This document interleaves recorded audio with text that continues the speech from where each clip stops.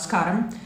आज की वीडियो में मैं बताऊंगा कि योग करते वक्त कौन सा आसन, कौन सा मैट हमें यूज़ करना चाहिए।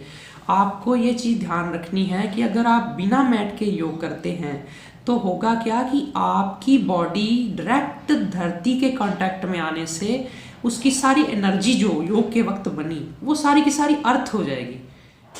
क्यों अर्थ हो जाएगी? क्योंकि बॉडी एनर्जी बनाती है लेकिन बॉडी एनर्जी स्टोर नहीं कर सकती। बॉडी की चमड़ी जो है ये विद्युत की सुचालक है, ये इसमें सीधा करंट पास करता है और धरती तो खींचती है। अगर आप धरती से अपना कनेक्शन नहीं काटोगे तो आपको योग का पूरा बेनिफिट होगा ही नहीं। आपने देखा पुराने समय में ऋषियों ने जो हमारे भगवान के जो जितने भी पेंटिंग्स चित्र आप देखते हैं उनके नीचे शेर की खाल होती है। हालांकि वो शेर मार के कोई खाल नहीं लेते थे उसकी, क्योंकि स्वाभाविक है जो पैदा हुआ है वो मरेगा ही मरेगा। और जो कोई नेचुरल डेथ ऐसे किसी जानवर की हो जाती थी, शेर की, हिरण की, तो उसकी खाल को लेकर के वो उसका आसन बना लेते थे। लाइफ लॉन्ग एक ही आसन उनके लिए चल जाता था। तो वो आसन भी क्या करता था कि धरती से कनेक्शन काटता था, और धरती से कनेक्शन कटना बहुत जरूरी है योग के लिए। वरना तो आपकी, हम जब बैठते हैं ना, हमारी पेशाब वाली जगह, हमारे मल द्वार, वो सारा धरती के कांटेक्ट में आता है। और ये काम के केंद्र है, ये सेक्स के केंद्र है। यहाँ पे काम ऊर्जा बनती है तो ये ऊर्जा ही ना। अगर धरती पे आप ऐसे ही बैठेंगे तो ज़्यादा आपकी जो ऊर्जा है, ऊपर से भी जितनी ऊर्जा है वो धरती नीचे खींचेगी और काम केंद्र को मजबूत करेगी। काम केंद्र मतलब सेक्सुअल ऑर्गन्स को ज़्यादा भड़काएगी, मजबूत नहीं करेगी, भड़काएगी। और अगर आप नीचे अर्थ कर तोड़ देते हो धरती से तो होगा क्या, वो कनेक्शन कट गया। अब सारी की सारी ऊर्जा ऊपर की तरफ उठेगी, आज्या चक्र में, सहस्रार चक्र में। ये जरूरी भी है। और आप कहोगे जी फिर मुझे बताओ कि कौन सा आसन बिछाएं हम योग करने के लिए। योग करने के लिए आपको वैसे सबसे ज़्यादा हमारे यहाँ पर तो कहा गया कि इस वक्त आज के मौसम में जो पॉसिबिलिटी है वो है वुल्लन। वुल्लन को बहुत अच्छा बेस्ट आसन कहा गया। आप कहोगे जी कहाँ पे बताया ये चीज़ें? हमें भी पता होनी चाहिए, हम योग टीचर बन रहे हैं, हमें पता होना चाहिए कि कहाँ पर ये लिखा हुआ है आसनों के बारे में। मैंने बचपन में गुरु गीता पढ़ी थी। गुरु गीता भगवान शिव ने लिखी है, गाई है, माँ पार्वती को सुनाई है, और गुरु गीता में लिखा हुआ है। आप गुरु गीता खरीद के देख भी सकते हैं। उसमें मैं किसी दिन फ्री हुआ तो सारे आपको ग्रंथों का परिचय भी कराऊंगा कि कहाँ कहाँ क्या क्या लिखा हुआ है। तो गुरु गीता में लिखा हुआ है कि सबसे बेस्ट जो है, भगवान शिव ने बताया कि बेस्ट जो है वुल्लन ही है। हालांकि मृग चर्म है, वो पहनते भी थे, शेर की खाल है, लेकिन वो चीज़ें आपको अब थोड़ी मिलेंगी। तो वुल्लन भी वही है। वुल्लन जो भेड़ की खाल से, वो जो उसके बाल से बनता है, उसका आसन बनवा लो। अगर छोटा सा ही बन जाए, आपके बैठने के एरिया तक का ही बन जाए तो काफ़ी है। आप कहोगे जी सारा बाकी किस चीज़ का बनवाएं? सारा जो आपने लेना है वो कुशा का ले सकते हैं। कुशा का ना मिले तो एक ये आसन हम अपने आश्रम में यहाँ यूज़ करते हैं। आप देख लो, ये भी एक तरह से एक कुशा जैसा ही है। इसको क्या बोलते हैं मेरे दिमाग में अभी नहीं आ रहा। इसमें सारा का सारा ये जो लगा हुआ है ये भी एक तरह का तिनका ही है कोई। तो ये भी बेस्ट माना जाता है योग अभ्यास के लिए, योग साधना के लिए, क्योंकि ये नेचुरल है। इसने अपनी भी एक गर्माइश देनी है आपको बैठते वक्त। सर्दी में ये गर्म रहता है, गर्मी में ये ठंडा रहता है। आजकल ना रबड़ के कुछ मैट चल गए हैं, जैसे ये है, आप देख रहे हो, बड़े आपको कॉमन होंगे। ये लोगों का पूछना था, ये यूज़ कर सकते हैं कि नहीं।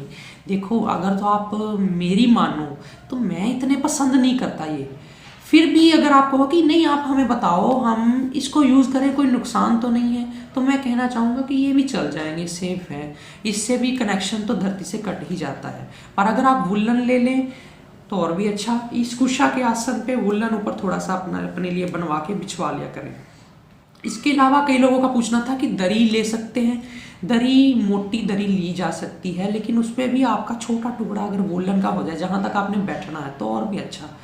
कपड़ा जो कॉटन का होता है ना, चादर जिसको बोलते हैं आप, कॉटन की, जैसे मैंने ये कॉटन का पहना हुआ है, ऐसी कोई चादर आप बिछा के योग नहीं कर सकते, क्योंकि ये कुछ ही मिनटों में ये धरती से नमी सी ले लेता है। इसने हल्की सी नमी ले ही लेनी है, आधे घंटे, 10-15-20 मिनट में।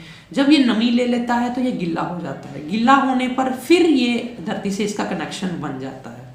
तो इसलिए इसको नहीं ले सकते, इससे करंट पास होने का डर रहता है, आपकी एनर्जी नीचे जाने का डर रहता है। आप लेना चाहें कुशा वाला हो गया, तिनके वाला हो गया, वुलन हो गया। वुलन तो सबसे ऊपर कहा ना भगवान शिव ने, लेकिन साथ में ये रबड़ वगैरह के आजकल चल गए, ये भी काम चला देते हैं। ये आसनों की बात हो गई। अब हम बात कर लेते हैं कि हमें क्या खड़े खड़े योग करना है। खड़े खड़े योग करने का विधान, आसन तो चलो कोई खड़े होने वाला अलग है, लेकिन खड़े खड़े प्राणायाम नहीं करना है। आपको बैठाने के मतलब क्या था कि आपकी स्थिरता बन जाए शरीर की और फिर आप प्राणों पे ध्यान केंद्रित कर सके। प्राणायाम कहते किसको है? प्राणायाम कहते ही उसको जिसमें प्राणों पे कंट्रोल हो, और आप चलते चलते चलते चलते आपका श्वास हर बार एक एक कदम चलने से बिगड़ना ही बिगड़ना है। उसका नेचुरल एक स्पंदन, जब उसको एक जर्क लगना है चलने का, कदमों का ही, तो वो बैलेंस नहीं हो सकता। हमने तो बैलेंस करने होते हैं दोनों नोस्ट्रिल। तो खड़े होके मैं नहीं पसंद करता प्राणायाम करवाना, ना ही आप कराओ, इससे चक्कर आके गिर भी सकता है कोई, और ये सेफ नहीं है। बैठ के ही योग होना चाहिए। कौन सी दिशा में योग हो, आपको मैं कहूँ सारी दिशाएं भगवान की हैं, परमात्मा की हैं। फिर भी सूरज जिधर से निकल रहा है उधर की तरफ आप बैठ के योग कर सकते हैं।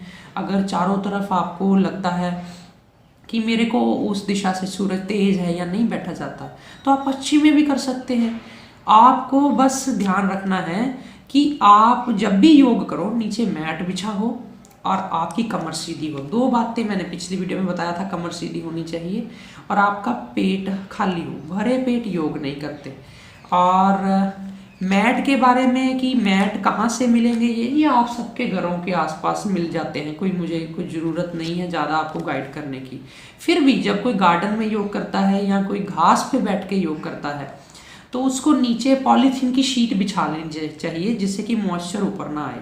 ये कुछ हद तक ठीक रहता है। जहाँ पर इकट्ठे काफ़ी कक्षाएं लगती हैं, आप भी कक्षाएं लोगे आगे चल के, तो नीचे मोटी पॉलीथीन की शीट बिछवा लो जो खड़खड़ ना करे, आवाज़ ना करे। आवाज़ करेगी तो डिस्टर्बेंस पैदा होगी।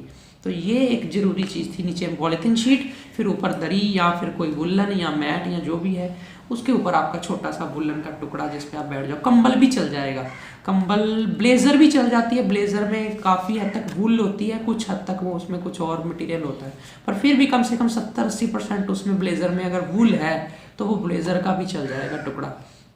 और इसके अलावा मेरे दिमाग में अगर कुछ आ रहा है आसनों के प्रति, तो वो यही है कि आसन ये अपना अपना होना चाहिए, किसी का नहीं लेना होता कि आज मैंने उसका पकड़ लिया, आज मैंने उसका पकड़ लिया। कभी कभार इमरजेंसी के लिए हमारे आश्रम में ऐसा ही है, सबके कॉमन है, तो कोई भी साधक रोज़ नए नए आते हैं तो वो ले लेते हैं तो चलेगा। लेकिन आप अपना आसन छोटा एक जरूर लेके जाया करो। कहीं और किसी का भी आसन बिछाओ तो उसके ऊपर कम से कम अपना आसन बिछाओ। क्यों? क्योंकि आप एक ही आसन पे जब बैठते हो तो आपकी वाइब्रेशंस उसमें इकट्ठी होने लग जाती हैं। तो एक तरह से ये भी एक बरकत है। इसके ऊपर फिर कभी बात कर लेंगे, लेकिन अभी फ़िलहाल छोटे में ही समझ जाओ कि अपना आसन हो तो उससे जैसी बढ़िया चीज़ नहीं होती। आज फ़िलहाल इतना ही। नमस्कार।